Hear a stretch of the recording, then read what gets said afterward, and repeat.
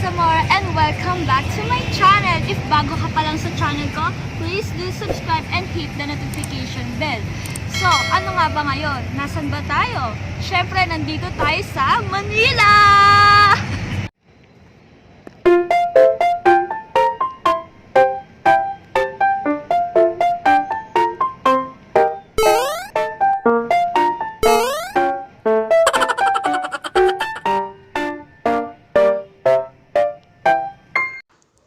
O, diba? Munta nga lang. So, syempre, before we start, please bring your face shield and face mask and alcohol na rin. Oops! Yung bilbil ko. So, hi na din kayo. So, yun lang. I'm ready to go.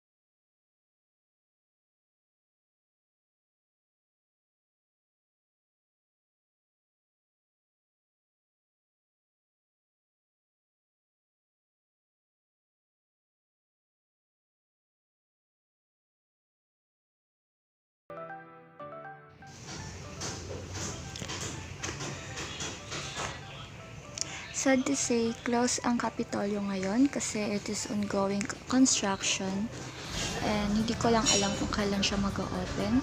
So, ayan, nakikita ninyo, meron pang parts sa loob na ginagawa pa lamang. And, syempre, hindi ko pinalampas yung CR nila kasi ang ganda talaga, ang puting-puti, ang linis at ang lamig kasi syempre may aircon. O, diba? Ang ganda-ganda, parang pwede ka lang matulog dyan. So, ayan, everything is clean and ang daming halaman, ang daming puno kasi nga ang ganda-ganda niya, tapos wala kang makikitang basura, and then dahil nga sa madami ng plants and trees, napaka-fresh ng feeling kasi ang hangin-hangin lang and ang gaan-gaan sa pakiramdam, mamahinga dyan. So, ayun. Meron kaming nakikita na nagvo-vlog din doon. So, siguro, nag-a-update din sila or naghihintay din sila ng update kung kailan magbubukas yung Kapitolyo.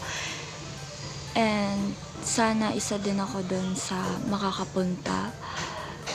Sana nga pangmasa, pero sabi nila pangmasa naman daw yung presyo ng Kapitolyo, ng mga kape sa Kapitolyo. So,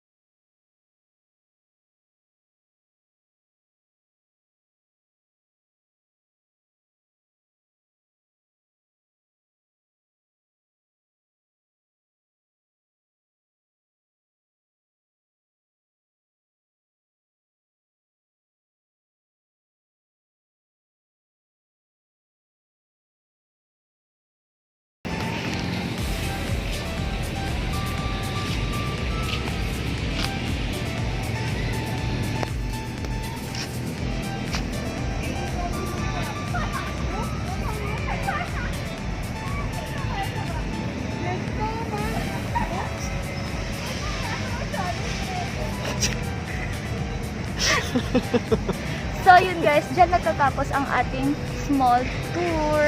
And bago pala, nandito pala kami sa Bonifacio Park.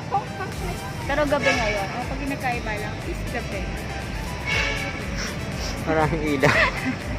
So if you like this video, please do subscribe and hit the notification bell ring para always updated ka sa bago kong i-upload. And comment na rin kayo. So bye! Ingat tayo always!